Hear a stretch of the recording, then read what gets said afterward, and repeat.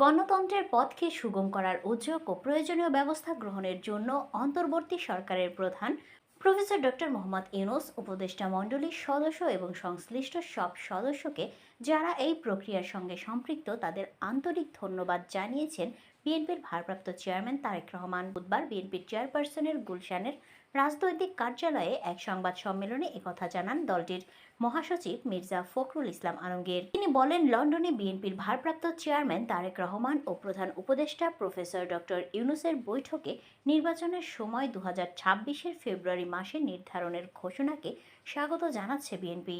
BNP মনে করে এই ঐতিহাসিক ঘোষণা বাংলাদেশের রাজনৈতিক অচলাবস্থা কাটিয়ে উঠবে এবং গণতন্ত্র উত্তরণের পথকে সুগম করবে। এই নির্বাচন সুষ্ঠু, অবাধ, নিরপেক্ষ ও সবার কাছে গ্রহণযোগ্য করার জন্য সরকার ও নির্বাচন কমিশন সব ব্যবস্থা গ্রহণ করবে। বিএনপি এই নির্বাচনকে সফল করে গণতন্ত্রকে প্রাতিষ্ঠানিক রূপ দেওয়া এবং একটি কার্যকরী জাতীয় সংসদ গঠনে সব রাজনৈতিক দল ও জনগণের প্রতি উদাত্ত আহ্বান জানায়।